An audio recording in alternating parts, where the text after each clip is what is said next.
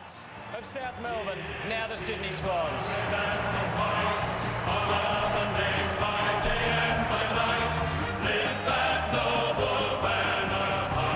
Sing down the thunder from the sky. What though the odds be great or small, the Swans will go in and win overall. I think for any player, to their dream to play in an AFL Grand Final, I think to play in the first one and win one was such a special moment, and that in itself was probably in its own little category. Collingwood's one was different, I think because we had the game stitched up at three-quarter time. I could really enjoy the last quarter and muck around and have a look at the crowd and just really soak it up because we'd already won. So that feeling was completely different. Collingwood's is obviously the grand scale of their supporters was pretty special, but I think I probably put them both on the same pedestal, and both amazing. I suppose at Melbourne, as a young bloke, I was really worried and anxious about making mistakes out on the field, because if I would make one, I knew I was coming off and he sat on the bench, whereas Ruzi encouraged players, and especially me, to make mistakes because he said you're never going to learn. So I think his belief and confidence in me especially helped me grow as a player and certainly as a person. But the one moment that stood out for me that put a lump in my throat even before the game started was, I think we were walking out on the ground, and you know that the Carlton draft ad, the old one where they all run towards the fence and they get that music behind it. What is it? Dun, dun, dun, dun. That music.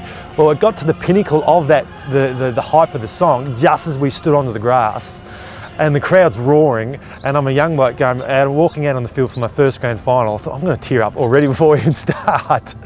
So that was one of the memories I have. I can't really remember the first goal. I remember the free kick, and I remember obviously, Coxie pushed me in the back when he marked it out here and kicked it back in, and Leo took the mark. So purely my role was to stop Cox's influence. I think not until later on in my career at the Swannies, I had a bit more freedom on Coxie, and I suppose I played him on long enough, I knew what to do, and I could push off him a lot more and have a confidence to get away from him. I think in that particular time, he was averaging 20 odd possessions. Ruzi just said, just lock him down, we don't want any influence from him. So I think pretty sure that was my role, just to go in there and try and nullify him.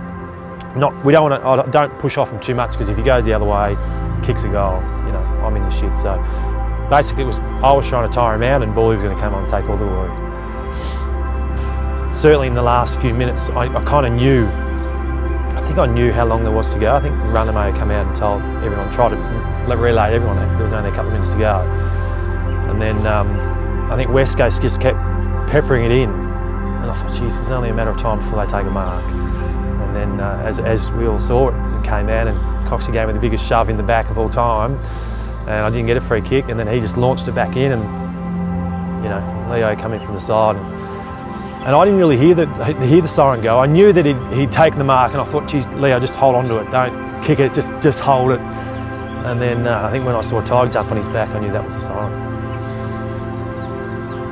I think once the siren had went, it was just a huge emotion of relief. Like, I've played footy since I was 8, and the dream for any footy player who only starts is to play in a grand final on an AFL at the MCG, and I'd achieved that. The siren had gone, it was official, no one can take it off us, and I can't really describe the feeling. I think you ask any player who's played in a grand final and won one to try and describe the feeling, and they just can't put words to it. So I don't know, it was just all emotions came at once. I bawled my eyes out. I think I was hugging everyone, I think I may have kissed a few people.